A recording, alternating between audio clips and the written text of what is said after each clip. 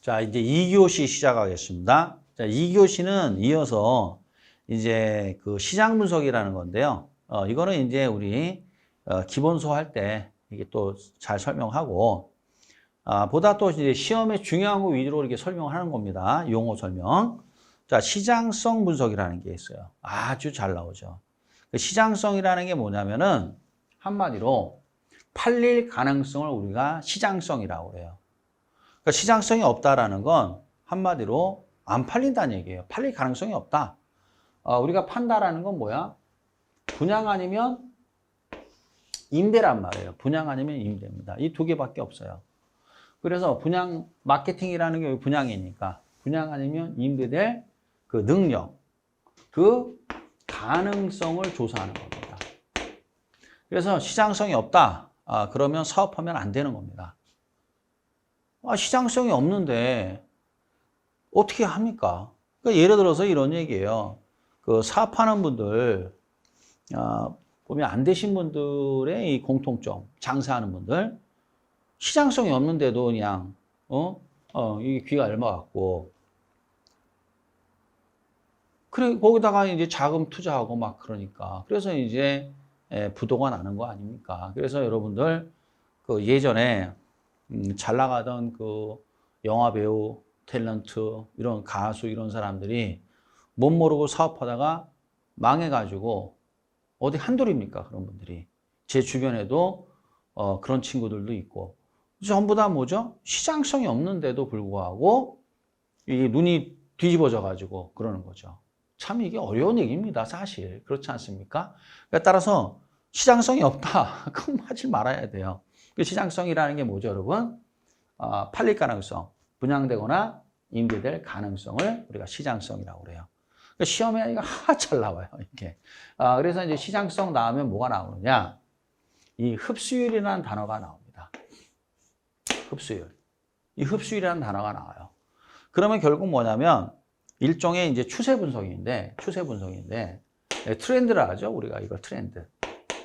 이거를 우리가 흔히들 뭐라 합니까? 트렌드다. 트렌드 분석한다 하잖아요.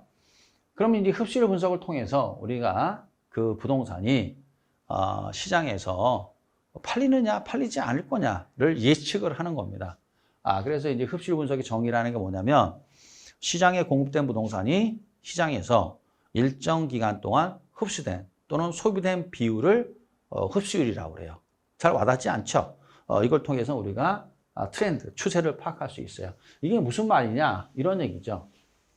아주 쉽게 얘기하면 이런 얘기예요.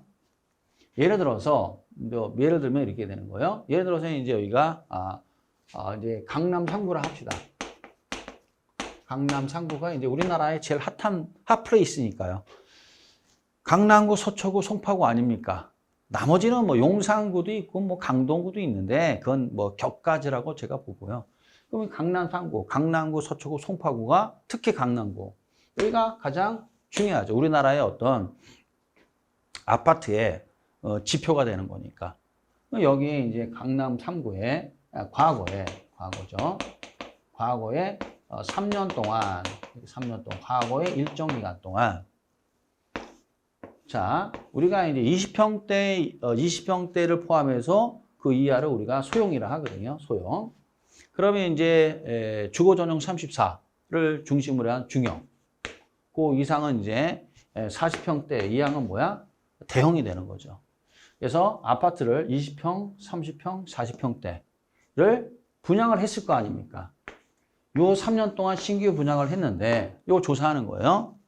예컨대 이제 40평대 이상이, 대형 이상이 만약에 500세대가 분양이 되고 30평대가 만약에 2000세대가 분양이 되고 20평대가 500세대가 분양이 됐다.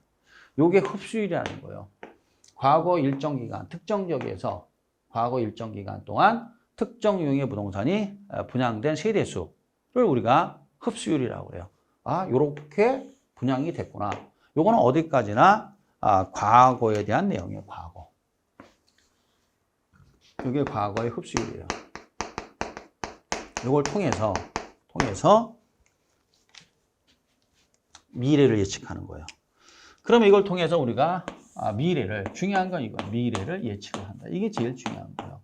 근데 다시 40평대, 30평대, 20평대 이렇게 보면 이해되시죠? 예상을 한번 해보는 거예요. 그런데 지금 한번 잘 보세요. 현재 심각하게 고령화가 되고 있습니다. 그렇지 않습니까? 이 고령화가 되고 있으니까 여러분 부촌이라 합시다. 그냥 부촌에 보면은 젊은 사람이 별로 없단 말이에요. 거의 60대 이상의 노령층 등이 거주하고 있단 말이에요. 그분들이 점점 연세가 들어가니까 이분들이 큰 아파트를 갖고 있을 이유가 없는 거죠. 관리비 많이 나오고 그러니까.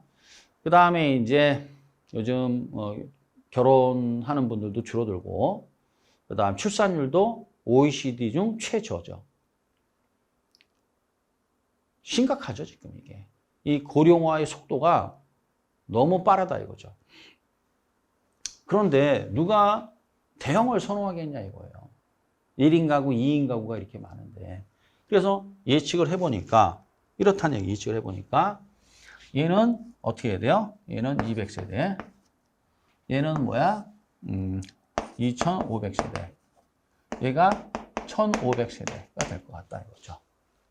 그럼 흡수율을 이렇게 비교해보면, 아무래도 이때만 하더라도 중대형이었는데, 이제 어디로 가는 거예요? 중소형으로 가고 있다는 얘기죠.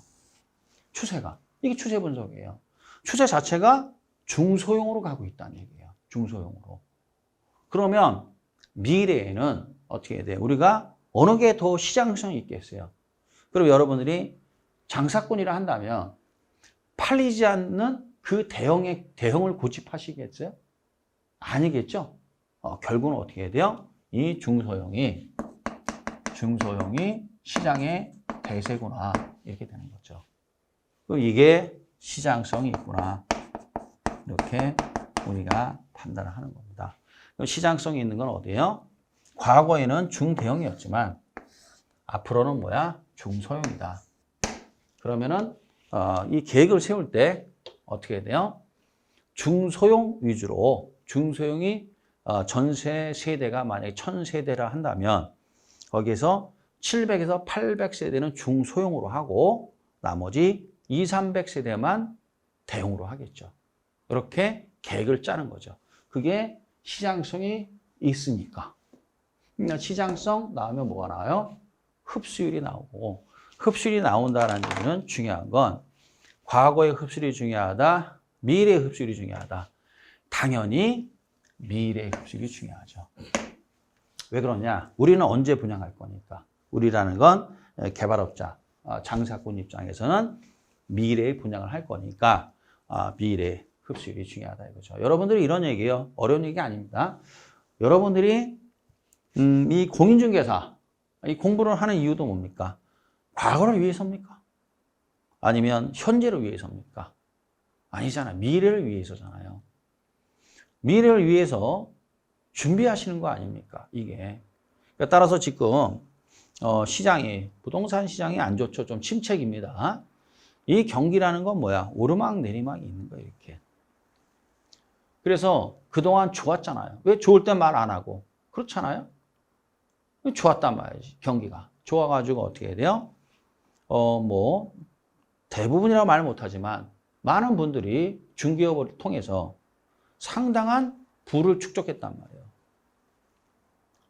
이거 사실입니다. 그거 잘 알죠, 제가. 그렇지만 지금은 아니죠. 경기가 안 좋으니까. 그럼 계속 안 좋을까요? 아닙니다. 다시 또 좋아지겠죠. 그렇다는 얘기예요. 이게 부침이라는 게 있는 거니까, 이게. 그러니까 우리가 공부를 할 때는 어떻게 해야 돼요? 눈앞에 것만 보는 게 아니라 미래를 보고 하는 거 아닙니까? 이게. 그러니까 따라서 우리가 여러분들이 이렇게 힘들게 공인중개사 공부를 하는 것도 미래를 보고 하는 거 아니에요. 그러니까 따라서 흡수율 나오면 과거가 중요하다, 미래가 중요하다, 미래가 중요하다. 이게 나와야 되겠죠. 그렇죠? 자꾸만 시험에 뭐라 나왔냐? 흡수율은 과거나 현재의 추세 분석이다. 틀렸어요. 중요한 건 뭐야? 미래의 추세. 미래의 추세를 파악하는 거다. 이렇게 하시면 되겠어요. 중요한 게 이제 여기서는 LQ, 기반산업과 비기반산업, 그다음 시장성, 흡수율 분석이 되겠습니다. 나머지는 우리가 이제 진도 나가면서 이제 천천히 보시면 돼요. 그래서 이제 중요한 건 뭐가 있어야 돼요? 시장성이 있어야 되는구나. 시장성이 없으면 이게 안 팔립니다, 이게. 아무리 뭐 잘해도 소용이 없어요. 그렇죠. 그래서 시장성의 대명사가 뭐예요? 이게 바로 그 화가 고흐입니다. 반고흐. 귀 잘린 그 스스로 자르고 자살한 화가 있지 않습니까? 그 고흐가 그림을 그렸는데 그때 당시에 시장성이 없었어요. 시장성이. 그렇지만은 나중에는 이게 어마어마한 그림이죠, 이게. 그렇지만 그때 당시엔 시장성이 없었어요. 가난에 쪼들려가지고 어떻게 해야 돼요? 결국 생을 어떻게 마감했느냐? 자살하셨습니다. 너무 가난해서. 이 시장성이에요, 이게. 근데 나중에는 이제 뭐야? 어마어마한 그 국보급 그림이 된 거죠. 몇백억, 몇십억 하잖아요. 그림 하나가. 죽고 난 다음에 무슨 소용이 있냐, 이거 죽고 난 다음에. 이렇게 된 거죠. 그냥 시장성이 있어야 된다는 얘기예요. 팔려야 된다 이거죠. 분양되거나 임대돼야 된다. 이게 중요한 거다는 얘기죠. 그러면 시장성이라는 측면에서 뛰어난 화가가 누구예요? 피카소입니다. 피카소. 여러분 화가 피카소 아시죠? 피카소는 어떻게 해야 돼요? 시장을 정확히 읽은 거예요. 그래서 이 사람은 그리는 족족 잘 먹고 잘 살았죠. 시장성이 있으니까. 얼마 전에 우리나라에서도 지금 뭐야? 피카소 그림이 발견이 돼서 경매 시장에서 아주 고액으로 낙찰이 됐다고 하던데 이런 얘기죠. 어떻게 보면 저에게도 해당이 됩니다. 저도 이제 일종의 그 강의 서비스를 제공하는 사람으로서 과연 내 강의가 시장성이 있느냐 없느냐를 늘 고민하고 있습니다. 이렇게. 그런데 그 시장이라는 게 또 참 이게 시험 수준하고 그렇습니다. 이거 제 얘기하는 겁니다, 여러분. 이 시험 수준이 이렇게 있으면 그 다음에 이제 수강생분들의 수준이 있잖아요, 이렇게. 그러면 강의를 처음에는 이분들한테 맞춰야 돼. 눈높이 수업을 해야죠. 근데 결국 끌어올려야 되잖아요, 이렇게. 그래서 여기에 결국은 여기에다 맞추고 수업을 할 수밖에 없는 거잖아요, 이게. 이게 당연한 거 아니에요? 시험 봐야 되니까. 그런데 여기에만 맞추고 할 수는 없는 거 아닙니까? 이게 그건 아니다 이거죠.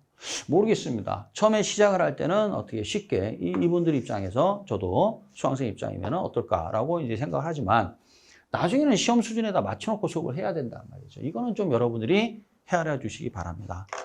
그러면서 참 여기서 이제 저도 늘 고민하는 게 바로 이 시장성입니다. 이게 저도 먹고 사는 문제가 결부되어 있기 때문에 참 어렵습니다. 이게. 그러니까 그만큼 이 시장성을 알아낸다는 게 쉬운 일이 아니죠.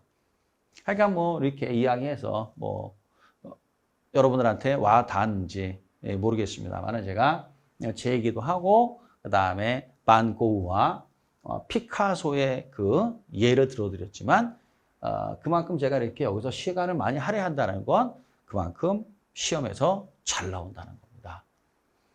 그러니까 이제 거기는 어떻게 해야 돼요? 이렇게 개념을 이해하는 것이 최고로 중요하다. 그 얘기가 되겠죠. 나머지는 여러분들이 보시면 되겠고, 그리고 여기서 이제 뭐야? 여기 투자 분석 나오죠? 이 투자 분석에서 최종적으로 결정을 하는 겁니다. 시장성이 있다고 해서 또 무조건 하는 건 아닙니다. 그래서 이제 투자 분석을 통해서 이제 선택을 하게 되는데, 투자 분석은 뭐냐? 한마디로 우리가 돈이 되느냐 안 되느냐를 따진단 말이에요. 이제 그게 바로 뭐야? 우리가 배운 순영가나 내부 수익률이죠. 이 순영가나 내부 수익률을 조사합니다. 다시. 그러니까 다시 말하면 현금 흐름 분석을 한다는 거죠. 이제 모든 게 구체화됐으니까. 그러면 이 순영가가 뭐야? 0보다 크다. 내부 수익률이 요구 수익률보다 작다야 크다야? 크다. 이렇게 되면 사업을 하는 거죠. 진행을 하는 겁니다. 그러면 이제 무엇을 갖춘 거예요? 당연히 시장성이 있고 첫 번째 조건이 뭐예요? 시장성이 있고 두 번째 뭐야? 이 조건을 충족했다라는 건 경제적으로 타당성이 있다는 얘기입니다. 시장동도 있고 경제적으로 타당성이 있다. 한마디로 돈이 된다 그 얘기입니다. 그러면 이제 하는 겁니다, 사업을. 근데 만약에 시장성이 있는데 만약에 이렇게 된다라는 건 어떻게 돼? 돈이 안 된다 그 얘기예요. 팔릴 가능성은 있지만은 돈이 안 되는 거예요. 그럴 수도 있습니다. 그럴 때는 어때요? 사업을 안 하는 겁니다. 이렇게 알고 계시면 되겠어요. 자, 그 다음에 이제 또 나오는 게 뭐냐면 이게 나옵니다. 이 민간 개발 방식이라는 건데 여기를 많이 어려워해요. 그래서 이제 민간 개발 방식이라는 게 뭐냐? 한마디로 얘기해서 이제 민간 개발업자가 이제 사업을 진행하는 방법들이에요. 그러면 여기서는 이제 뭐만 좀 보시면 되냐면 간단히만 좀 소개하면 땅과 어떻게 해야 돼? 토지와 이 건설 자금을 누가 부담하느냐? 요거만 잘 보고 있으면 됩니다. 토지와 그 다음에 이 건설 자금을 개발 자금을 누가 이거를 확보하고 조달하느냐? 이 관건입니다. 그러면 자체 개발 사업 말 그대로예요. 그러면 이 시행자가 무슨 말이에요? 시행자가 토지 자기가 자금을 조달을 해서 어떻게 해야 돼요? 토지를 확보하고 그 다음에 건설 자금까지 조달하는 겁니다. 뭐 이 갑이라 하면 갑이라 합시다. 갑이 어떻게 해야 돼요? 갑이 자기가 알아서 돈을 가지고 조달해서 땅을 매입을 하고 알아서 돈 빌려서 건설 자금까지도 조달을 하는 겁니다. 이게 무슨 사업이에요? 그럼 자체 개발 사업이 되는 거예요. 그리고 난 다음에 이 갑이 을이 누굽니까? 시공자죠. 건설회사가 될 거 아닙니까? 도급을 주는 거예요. 오다를 줍니다. 이게. 그럼 시행자가 시공자에게 뭐야? 오다를 줘요. 이걸 도급이라 해요. 그럼 뭘 줘야 돼요? 당연히 공사비 줘야죠. 공사비 어떻게 줘요? 빌렸잖아요. 이렇게. 갑이 을에게 공사비를 줍니다. 이렇게. 그러면 이 땅은 누구 땅이에요? 잘 보세요, 여러분. 누구 땅입니까? 갑의 땅이죠. 건물 올라갔죠?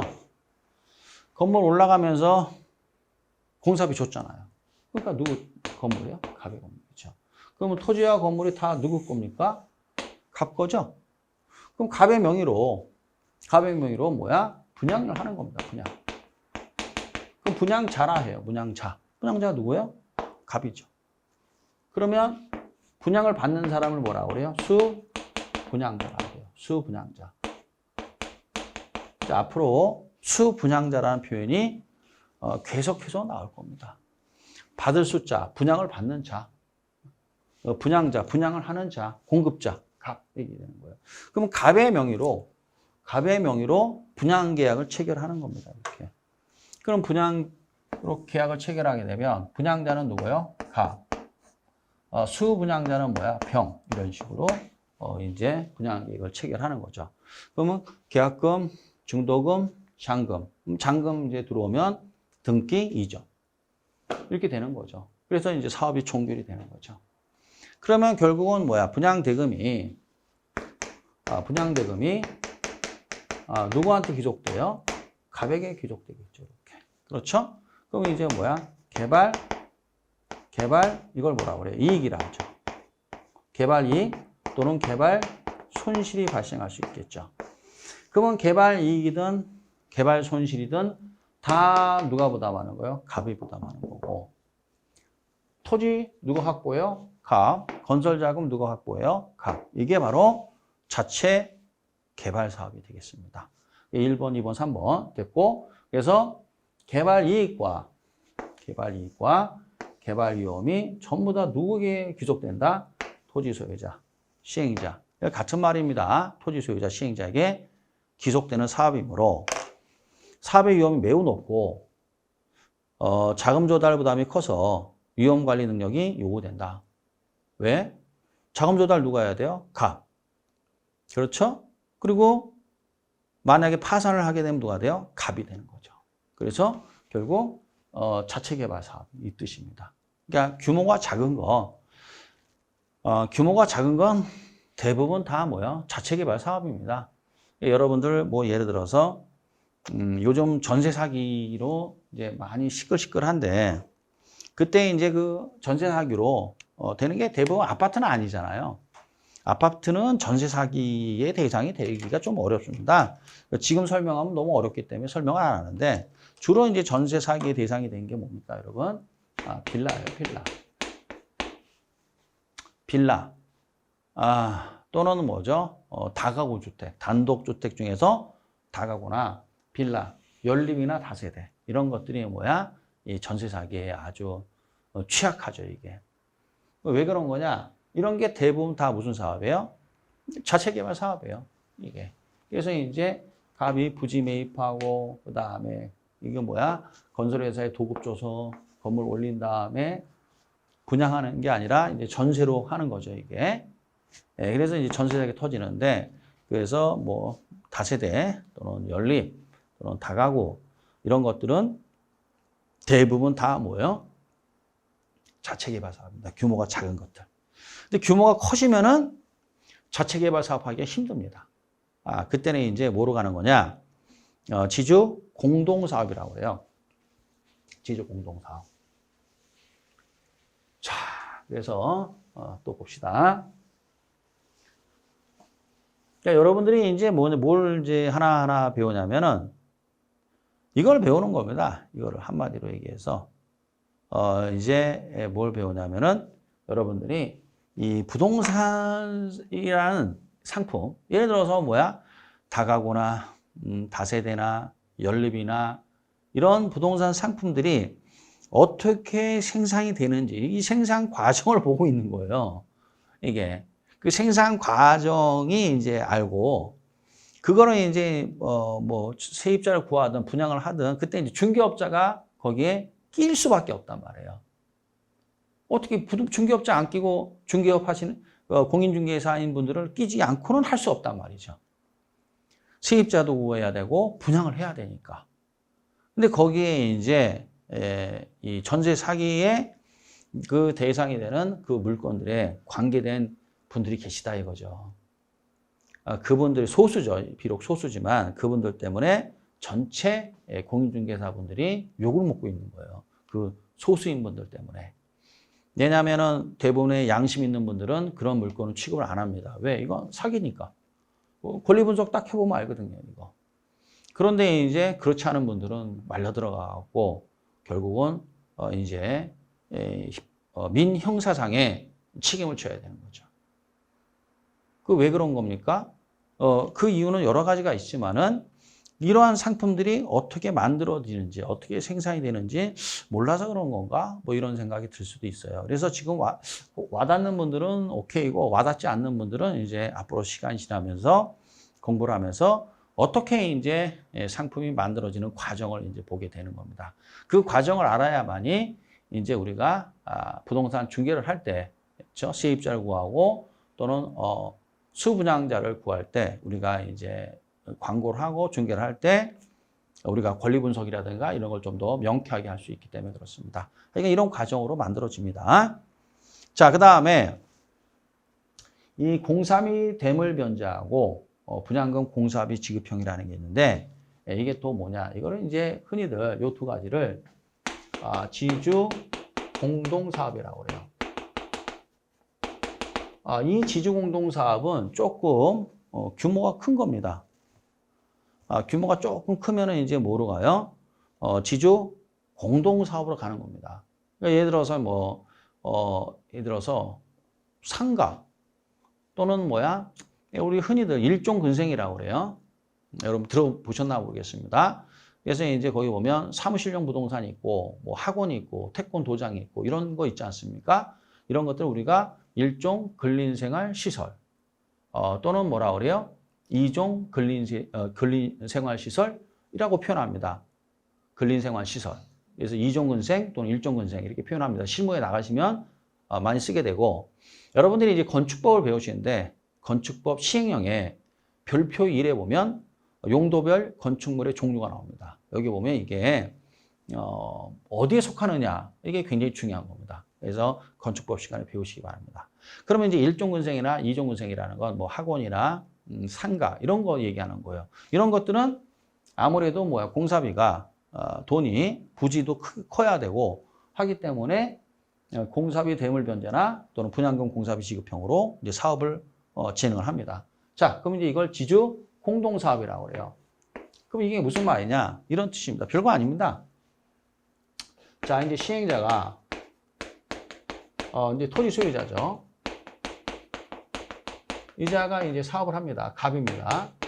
그래서 이 시행자가 어떻게 해야 돼요? 부지를 자기가 자금을 조달해서 확보하고 건축 허가든 또는 인허가를 받았다 이거 사업 인허가를. 그럼 이자가 이제 시행권을 갖고 있다 이렇게 표현해요. 인허가를 받았다. 그럼 이자가 사업을 할 수 있으니까 시행권을 갖고 있다라는 건 인허가를 받았고 부지 확보했다 그 소리입니다. 시행자가 되죠. 그런데 건설 자금이 문제예요. 누구냐면 을에게 이제 시공자인데 이게 이제 이자에게 뭘 줘야 돼요? 여기서 도급을 주게 되면 공사비를 줘야 되는 거 아니에요? 공사비를 줘야 된다 이거죠. 공사비를 줘야 된단 말이죠. 그런데 이 공사비를 후불로 주는 겁니다. 후불. 그러니까 쉽게 말하면 이 시공자는 외상으로 사업을 한다는 얘기예요. 이런 뜻입니다. 이게. 그러니까 이제 땅은 있는데 공사비를 줄 능력이 안 된다. 이게 규모가 너무 크니까. 그래서 이 공사비의 일부는 갑이 부담하고, 그렇죠? 다는 못 준단 말이죠. 다. 그래서 일부는 후불로 하는 겁니다. 야, 갑이 을에게 야, 전체 공사비가 예를 들어서 10,000원이면 이런 뜻이에요. 10,000원이면 일단 2,000원 내가 줄게. 공사비 2,000원 줄 테니까 나중에 8,000원은 사업 끝나고 줄게. 완공되면 줄게. 후불로 줄게. 이게 바로 지주, 토지 소유자와 시공자 간에 공동으로 사업한다. 이런 뜻이에요. 이게. 그러면 이제 이 사람도 이제 위험을 부담해야 돼요. 이게 위험이 뭐냐? 이렇게 해서 사업을 했습니다. 사업을 해가지고 건물이 준공이 됐을 거 아니에요. 그러면 이 사람은 얼마의 공사비를 못 받았어요? 8,000원의 공사비를 못 받았잖아요. 그러면 전체에서 어떻게 해야 돼요? 요 일정 부분의 물량을 누가 갖고 있는 거예요? 을이 갖고 있는 거예요. 을. 요 물량으로 주는 겁니다. 물량으로. 완공된 물량으로 일부분을 누구에게 주는 거예요? 이 을에게 주는 거예요. 뭐로? 공사비로. 못 준 공사비로 물건으로 주는 거예요. 그래서 이걸 뭐라고 그래요? 공사비를 대물로 변제한다. 그래서 이걸 뭐라고 그래요? 공사비 대물 변제 방식 이렇게 되는 거예요. 그러니까 못 받은 공사비를 준공된 물량으로 받는 거예요. 이렇게. 그래서 네가 이거를 물량을 받아서 이거를 분양을 쳐서 네가 제주권 공사비 빼내라. 이런 뜻이에요, 이게. 그럼 여기서 뭐가 문제냐? 분양이 잘 되면 괜찮은데 분양이 안 되면 어떻게 분양이 안 되면 이 8,000원 띄어먹는 거예요, 이게. 그러니까 결국 어떻게 해야 돼요? 분양이 안 된다라는 건 나머지 부분은 갑 거란 말이에요. 이게 준공된 물량에 나머지 물량은 을 건데 이 을게 분양이 안 된다는 건 갑 거도 안 된다는 얘기죠. 그 둘 다 망한다는 얘기, 둘 다. 그러니까 결국은 공동사업이다 이거죠. 그래서 결국은 이런 디테일한 부분까지는 알 필요 없고 여러분들은 이것만 아시면 돼요. 결국 지주 공동사업이니까 토지 소유자가 땅을 확보하고 공사비를 어떻게 해야 돼요? 공사비를 전부 또는 일부를 뭐로 준다? 준공된 다음에 물건으로 준다. 그럼 이건 지주공동사업 중에서도 대물 변제가 되는 거예요. 되게 쉽죠? 대신 이제 어떻게 해야 돼요? 만약에 이 시공자가 이 분양이 안 되면 어떻게 해야 돼요? 갑도 을도 같이 망하는 거죠. 그래서 결국은 공동사업이 되는 거죠, 이게. 그래서 이런 걸 우리가 공사비 대물변제라 합니다. 자, 이렇게 되고 이제 분양금 공사비 지급형이라는 건 뭐냐면 별거 아니에요. 이거를 준공이 되면 어떻게 하느냐? 전체를 분양을 해버리는 거예요. 아예 그냥.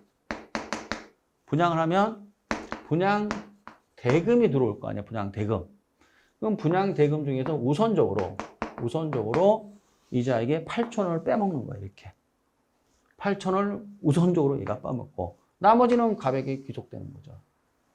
그러면 이 못 받은 건설회사 시공자는 이 공사비를 분양 대금으로 받는다. 그래서 분양금을 공사비를 분양금으로 받는다. 그래서 분양금 공사비 지급형이라고 해요. 이것도 역시 마찬가지죠. 그럼 분양이 돼야 된단 말이죠. 그럼 분양이 되면은 우선적으로 돈 빼고 나가면 그뿐인데 분양이 안 되면 망하는 거죠, 이게. 둘 다 망하죠. 갑도 을도 같이 망하는 거예요. 그러니까 결국은 건설회사 입장에서는 굉장히 신중할 수밖에 없는 거죠. 왜냐? 이 공사비 대물변제나 공사비 분양금 공사비 지급형이라는 것은 나중에 후불로 받는 건데 잘못하면 못 받을 수도 있다는 얘기죠. 이거를. 그러니까 굉장히 신중할 수밖에 없는 거죠. 그래서 굉장히 신중하고 아주 시장성이 높고 그렇지는 모를까? 그렇지 않으면 당연히 이 시공자는 안 하려고 한단 말이에요. 건설회사들은. 이 위험을 부담해야 되기 때문에 그렇습니다. 자, 요거까지 이렇게 알고 계시면 되겠어요. 그러면 이제 당연히 어떻게 해야 돼요? 당연히 이제 시공자는 어떻게 해요? 나 됐다. 이 공사비 10,000원 네가 다 줘. 네가 책임지고 줘. 이렇게 되는 거죠. 나 뭐 이거 후불로 이거 다 필요 없고 공사비 10,000원 책정됐으니까 이거 나한테 줘. 그래서 이제 이걸 도급이라 하는 건데 도급계약 체결하죠, 이렇게. 그럼 자체개발 사업으로 가는 거죠. 그래서 나는 모른다, 이건. 난 됐고, 네가 알아서 줘라. 그럼 이건 자체개발 사업이 되는데, 현재는 이제 얘기하면 좀 복잡해서 말을 안 하는데, 자체개발 사업의 성격을 띠면서, 그 다음에 금융, 이런 것들은 어떻게 해야 돼요? 여기 시공자가, 건설회사가 또 연대보증을 쓰고 막 그래요. 이거 실무로 들어가면. 그러니까 여러분들은 그것까지는 알 필요 없고, 하여간 두 가지 형태가 있구나라고 머릿속에 넣으면 돼요. 자체개발 사업이라는 건 모든 책임을 누가 진다는 얘기야. 토지 소유자, 시행자가 책임을 진다는 얘기고, 그 다음에 공사비 대물변제나 분양금 공사비 지급형은 이 건설회사가 일정 부분 위험을 부담하는 거죠. 왜냐하면 공사비를 후불로 받으니까. 물건을 받으면 어떻게 해야 돼요? 대물변제, 분양금으로 받으면 분양금 공사비 지급형. 이런 형태가 있구나. 이게 후불이라는 게 있구나. 이 바닥에도. 그런 게 있잖아. 외상이란 거 외상거래죠. 외상거래. 그게 다 외상 없는 데가 어디 있습니까? 그래서 우리는 이 두 개가 외상거래다. 이 시공자 입장에서는 일종의 외상거래다. 라고 이렇게 인식을 하시면 좋을 것 같아요. 다 외상 있지 않습니까? 그래서 이제 저 어릴 때만 하더라도 구멍가게라고 하죠. 구멍가게. 그래서 구멍가게 가서 요즘도 그 식당 가면 식당에도 그런 게 있잖아요. 이런 수첩이 있잖아요. 이런 수첩. 그래서 수첩이 이렇게 있어가지고 수첩에다 이제 어떻게 해야 돼요? 누가 와서 얼마 먹고 얼마 이게 쓰잖아요. 이렇게. 그래서 이제 속에 개를 내서 월마다 지급을 하잖아요. 이렇게. 이 수첩 있지 않습니까? 외상거래잖아요. 그 식당을 경영하는 사람 입장에서는. 근데 이게 하면 편하긴 한데 나중에 못 받을 수도 있죠. 이게. 그 위험을 부담하는 거죠. 똑같습니다. 이 건설회사가 이 두 가지는 외상거래 하는 거예요. 공사비를 가지고. 근데 못 받을 수도 있다 이거죠. 잘못하면. 이렇다. 정도 알고 계시면 되겠고. 여기서 이제 또 용어가 이제 사업 위탁형에 보면 이제 그 동그라미 2번에 개발 대행업이라는 게 나와요. P임사, C임사라는 게 있는데 그냥 용어만 좀 설명을 하면 그래서 여기 PM이라는 게 뭐냐면 프로젝트 매니지먼트 PM 컨스트럭션 매니지먼트, CM, 그럽니다. 이게 이제 소위 얘기해서, 개발 대행업이에요. 쉽게 말하면 이런 얘기죠. 시행자에게 다양한 개발 관련 정보를 제공해주는 업종입니다. 이게. 그래서 이제 워낙 이 부동산 개발이 복잡하고 위험도 크고 대규모의 자금이 소요되기 때문에 이 전문가들을 이제 씁니다. 이 전문가들과 계약을 맺습니다. PM 계약, 시행 계약을 체결하는데 이게 시행자가 이게 사업할 때 이게 막 너무 복잡하거든요. 그래서 누구와 이자들과 협약을 해요. 협약을 해서 이자들과 서로 긴밀한 업무 협조 속에서 사업을 진행합니다. 그래서 이제 용어 정도만 좀 알고 계세요. 이걸 부동산 개발 대행업이다. 이렇게 표현해요. PM사다 또는 CM사다 정도 나오니까 그런가 보다 정도 알고 계시면 되겠고, 그 다음에 이제 뭐가 나오냐? 이제 신탁이라는 게 나와요. 신탁. 신탁이 나오는데 이게 이제 됐죠? 이 신탁. 이거는 여러분들이 이제 뭘 보냐면 이제 여러분들이 뭘 배우셔야 되느냐? 등기법 시간에 신탁 등기를 배운단 말이죠. 신탁 등기. 그럼 신탁 등기를 배우면 좀 더 이해하기 쉬울 것 같은데, 일단 소개는 하겠습니다. 소개는 하는데, 그냥 이게 신탁이다. 부동산 신탁이다. 정도 이렇게 알고 계세요. 용어를 좀 봅시다. 자, 요거를 우리가 뭐라 하냐면, 이제, 토지 개발 신탁이라고 그래요. 신탁의 종류가 여러 개가 있어요.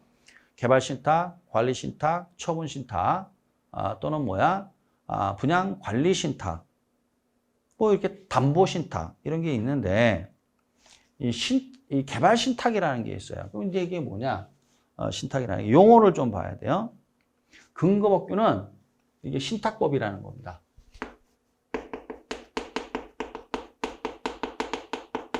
신탁이라는 게 뭐냐? 믿을 신에 부탁할 탁이에요. 신탁, 한문으로 얘기하면 믿고 맡긴다, 그런 뜻입니다. 믿고 맡긴다.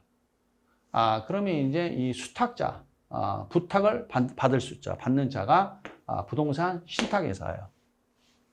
부동산 신탁회사. 부동산 신탁회사를 우리가 수탁자라고 해요. 수탁자. 부탁을 받는 자. 이 신탁법에 보면, 그러면 부탁을 하는 자가 이제 위탁자라고 그래요. 위탁자. 부탁할 탁자에다 위임할 때 위탁자. 그러니까 부탁을 한다, 위탁자. 부탁을 받는다, 수탁자. 이익만을 받는다, 수익자. 그러면 수익자. 받을 수자, 이익자. 그래서 이제 받기만 한다. 이게 수익자가 돼요. 자, 그러면 이제 이게 뭔 논리냐 이거죠. 이게 무슨 논리냐? 이게 논리 자체가 이 토지 소유자 갑이 땅은 있는데 개발 자금을 조달하고 분양할 능력이 없다 이거죠. 그러면 이제 개발을 해야 되겠는데 여러 가지 방법들이 있거든요. 그 중에서도 안 되면 이제 뭐라 하면 돼요? 뭐 공사비 대물 변제나 분양금 공사비 지급형을 택하면 되는데 그것도 뭐 여의치 않다 이거죠. 그때 대용으로 쓸 수 있는 게 토지 개발 신탁이라는 거예요. 그래서 토지 소유자하고 갑하고 위탁자하고 수탁자가 의리를 합시다. 이 신탁회사하고 개발 신탁 계약을 체결하는 겁니다. 내가 땅을 댈 테니까 신탁회사 네가 경험도 많고 자금 조달 능력도 뛰어나니까 네가 나 대신 개발해 줘. 이렇게 되는 거예요. 그래, 알았어. 내가 개발해 줄게. 이렇게 되는 겁니다.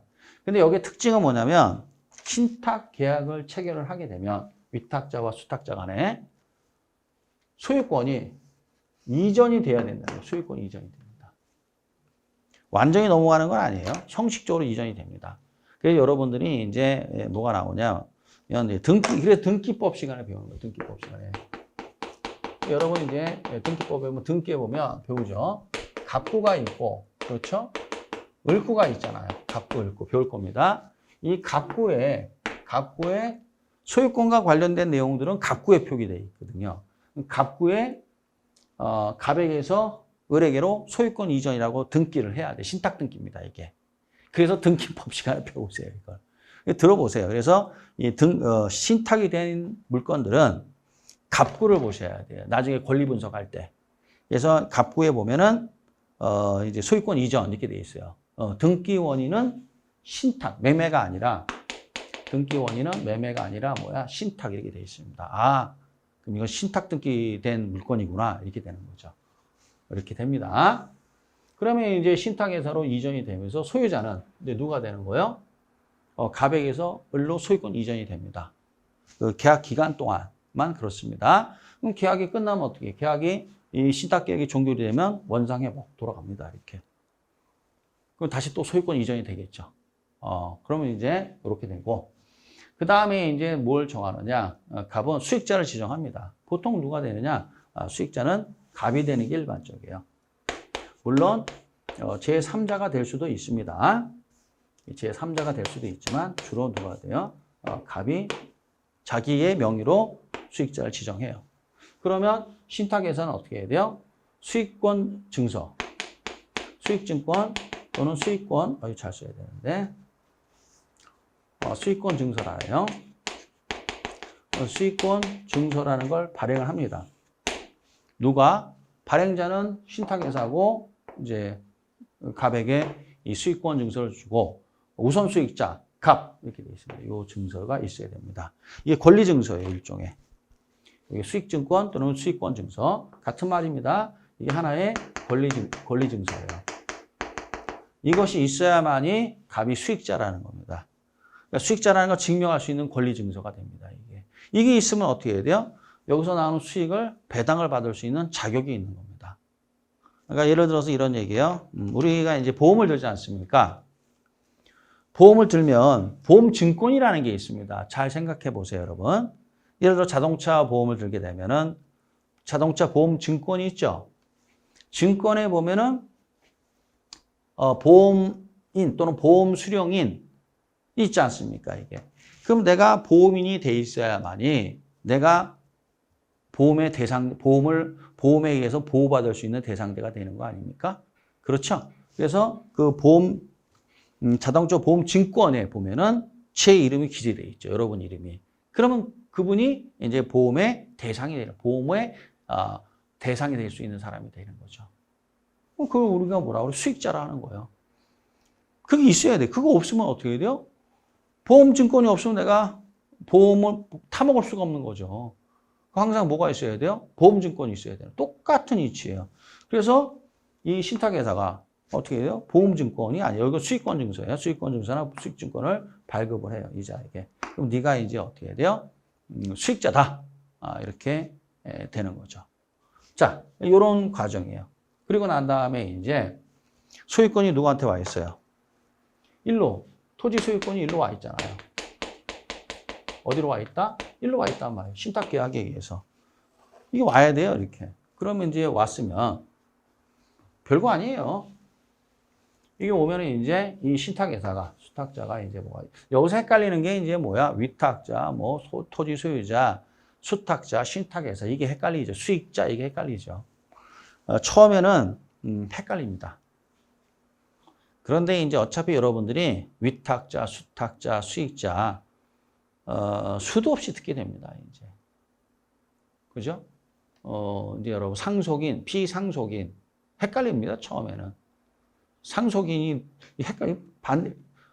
증여자, 수증자에 헷갈려요. 이게 매도인, 매수인, 임대인, 임차인. 헷갈립니다, 처음에는. 근데 하다 보면 좋아집니다. 반복하시면 다 좋아지니까 걱정하지 마시고, 우리 한 번만에 끝나는 게 아니라 뭐야? 여러 번 반복해야 된단 말이에요. 그러면 이제 입에 붙어요. 입에 붙으면 이제 보험인, 뭐 예를 들어서 상속인, 그다음 피상속인. 돌아가신 분은 피상속인이에요. 그리고 상속 받는 사람은 상속인이고, 증여자, 주는 사람, 수증자, 받는 사람, 매도인, 파는 사람, 매수인, 사는 사람, 임대인, 임차인 이렇게 자연스럽게 됩니다. 이게 처음엔 잘 안 되죠. 잠깐만 반복해야 돼요. 위탁자, 수탁자 또는 수탁자가 누구라고요? 신탁회사. 그러면 이제 토지 소유권이 신탁회사가 소유하고 있잖아요. 그럼 여기가 뭐야? 시행자가 되는 거예요. 그래서 사업 인허가를 누가 받아요? 이 신탁회사가 받아요.